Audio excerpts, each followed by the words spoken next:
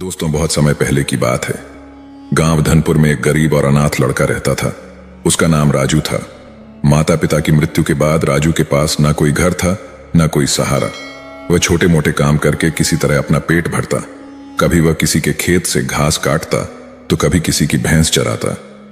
लोग उसे काम के बदले खाने के लिए कुछ रोटियां दे देते और यही उसका गुजारा था। रात को वह गांव के पुराने मंदिर के बाहर सो जाता। ठंडी हवा में सिकुड़ते हुए वह आसमान के तारों को देखता और सोचता, क्या मेरी जिंदगी कभी बदलेगी? एक दिन गांव के लोगों के ताने सुनते सुनते राजू ने ठान लिया कि अब वह यहां नहीं रहेगा। उसने सोचा, अगर किस्मत बदलनी है तो मुझे अपने गांव से बाहर जाना होगा। उसी रात वह गांव के छोटे से रेलवे स्टेशन पहुंचा। जेब में एक पैसा नहीं था, लेकिन दिल में बड़े सपने थे। वह बिना टिकट मालगाड़ी में छिपकर शहर की ओर चल पड़ा।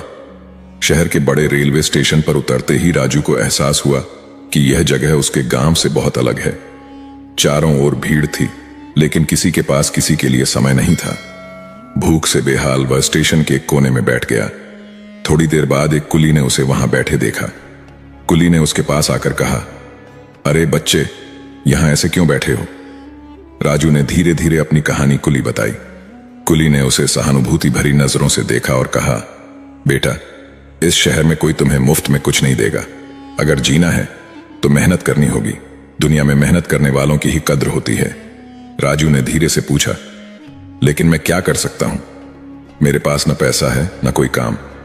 कुली मुस्कुराया और बोला, तुम भी कुली का काम क्यों नहीं करते? यहां हर कोई अपनी किस्मत खुद बनाता है। भगवान भी उसी की मदद करता है जो खुद अपनी मदद करता है।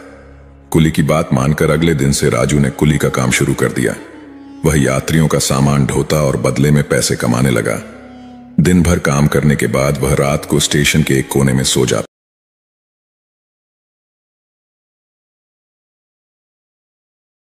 ठंड और भूख अब भी थी, लेकिन उसके हौसले मजबूत थे। एक दिन एक ट्रेन से एक व्यापारी उतरा। वह सफेद धोती कुर्ता पहने हुए एक सम्मानित व्यक्ति लग रहा था। राजू ने दौड़कर उसके पास जाकर कहा, साहब, आपका सामान उठाऊं? व्यापारी ने उसे देखा और कहा, तुम बहुत छोटे हो, यह काम क्यों करते हो? तुम्हारी उम्र तो खेलने कूदने की है। राजू ने उसकी बात सुनकर धीरे धीरे अपनी कहानी सुनाई। उसने बताया कि वह अनाथ है और अपनी मेहनत से अपनी किस्मत बदलना चाहता है। उसने कहा, साहब, मैंने सीख लिया है कि जिंदगी में बिना मेहनत के कुछ नहीं मिलता। व्यापारी, जिसका नाम रामदयाल था, उसकी बातों और हिम्मत से प्रभावित हुए। उन्होंने कहा, बेटा, मैं तुम्हारी मेहनत और लगन की सराहना करता हूं। मेरा पास में एक कपड़ों का गोदाम है। अगर तुम काम करना चाहते हो तो मेरे साथ चलो।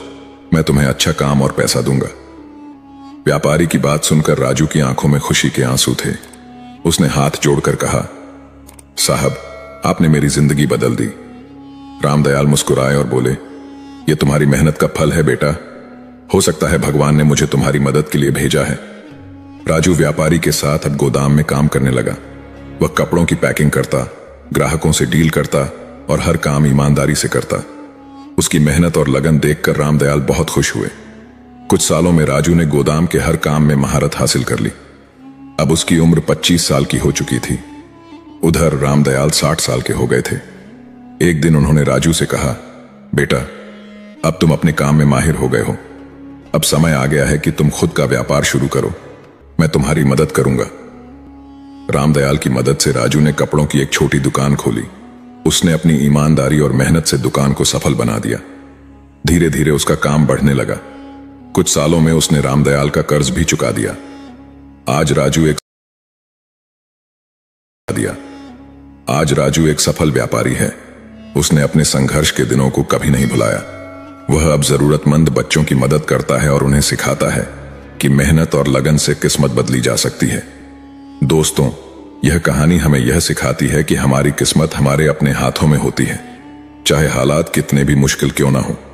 अगर हम मेहनत और ईमानदारी से अपने लक्ष्य की ओर बढ़ें तो सफलता जरूर मिलती है।